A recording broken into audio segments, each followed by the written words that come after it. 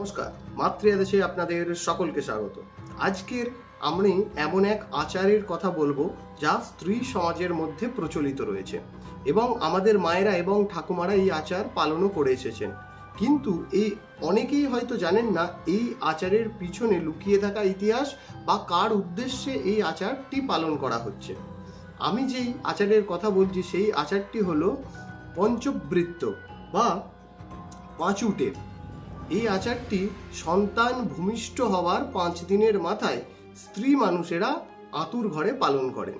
কিন্তু অনেকেই জানেন না এই আচারটি কার উদ্দেশ্যে পালন করেন বা এই আচারের উদ্দেশ্যে যেই লোকদেবতা অধিষ্ঠান করছে, এই আচারের পিছনে যেই লোকদেবতার নাম রয়েছে সেই লোকদেবতাকে সম্পর্কেও কেউ জানেন না।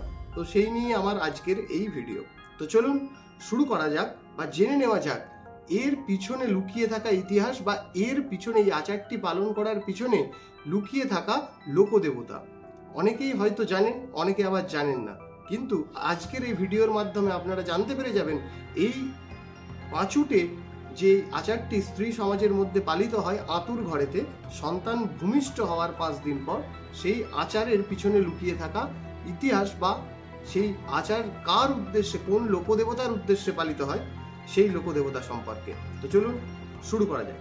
মানে আমাদের এখনো বঙ্গভূমিতে অনেক ভয়াবহ এবং বিভৎস লোকদেবতার পূজার প্রচলন রয়েছে। তার মধ্যেই একজন হলেন পেঁচো ঠাকুর বা পাঁচু ঠাকুর। তো এই নিয়েই আজকে আমার এই ভিডিও। আমাদের এই পল্লী সমাজের ধারণা এই পাঁচু ঠাকুর আসলে একজন শিশু রাক্ষস ও মারক। ইনি অত্যন্ত ক্ষুব্ধ স্বভাবের দেবতা, অত্যন্ত ভয়ানক এবং বিভৎস, একদম আদিম ভাবাপন্ন একজন দেবতা। পাঁচু ঠাকুর দেখতে কিরকম?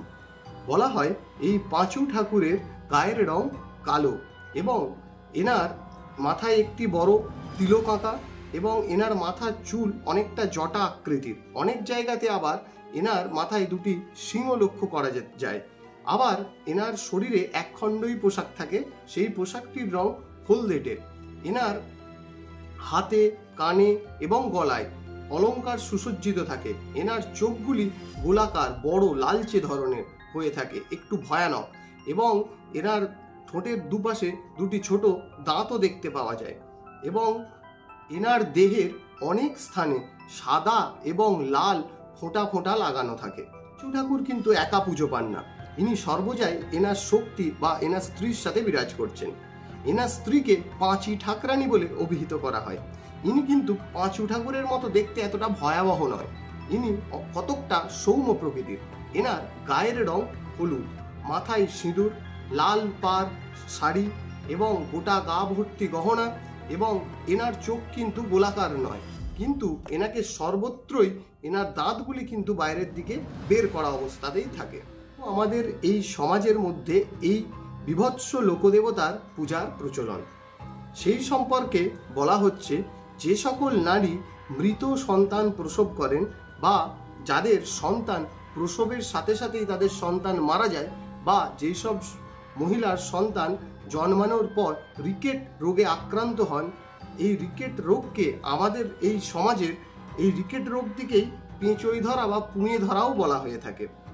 এবং যারা এই ধনুষ্টঙ্কা রোগে আক্রান্ত হয়ে থাকেন যেসব মহিলার সন্তান, তারা কিন্তু এই পেঁচো ঠাকুরের থানে যান বা বাবার কাছে যান, যাতে তাদের এই রোগ থেকে মুক্ত হয়, বা এই যাদের সন্তান ভূমিষ্ঠ হওয়ার পর মারা যায় সেই সকল মহিলাদের উদ্দেশ্যে এই বাবার কাছে মানত করা হয় বা মনস্কামনা পূর্ণের উদ্দেশ্যে পুজো দেওয়া হয়।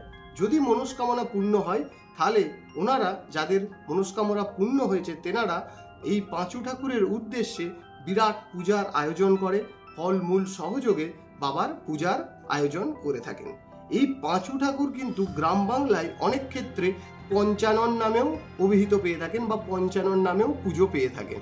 এনাকে অনেক জায়গায় শিবপুত্র হিসেবেও অভিহিত করা হয়ে থাকে। আর আমাদের গ্রাম বাংলায় আরেকটি প্রথার প্রচলন রয়েছে, যারা এই পাঁচু ঠাকুরের কৃপাপাত্র সন্তান তাদের নামের আগে পাঁচু লাগানোর প্রথা, অর্থাৎ যেমন পাঁচু গোপাল বা পাঁচু চরণ।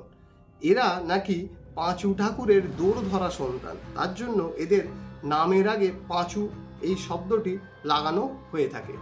কোনো বর্ণ ব্রাহ্মণ কিন্তু এর পূজা করেন না। বিশেষ করে গ্রামের মোড়ল বা প্রধানেরা বা দোয়াসি পদবীর এক শ্রেণীর কিছু শিক্ষিত অনুন্নত জাতির ব্রাহ্মণেরা এর পুজো করে থাকেন। অন্যান্য যে সকল লোকদেবতার পুজো যেরকমভাবে হয়, এনারও পুজো সেরকমভাবেই হয়। ইনি কিন্তু কারোর গৃহদেবতা বা ব্যক্তিগতভাবে পুজো পান না। ইনি বিশেষ করে সমগ্র গ্রামের উদ্দেশ্যে এনার পুজো করা হয়, অর্থাৎ বারোহারি হিসেবে এনার পুজো হয়ে থাকে। এনার পুজো সাধারণত কোনো গ্রাম থেকে একটু বাইরে কোনো জলাশয়ের ধারে বা কোনো বড় অশ্বত্থ গাছ বা বটবৃক্ষের নিচে একটি মাটির মন্দির করে এনার পূজা আর্চা করা হয়ে থাকে।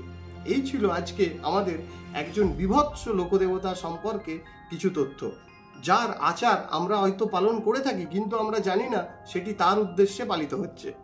এই ছিল আজকে আমার এই ছোট্ট ভিডিও। যদি ভালো লেগে থাকে তাহলে অবশ্যই ইউটিউব থেকে দেখলে সাবস্ক্রাইব করবেন এবং ফেসবুক থেকে দেখলে ফলো করতে ভুলবেন না। জয় মা, জয় গুরু।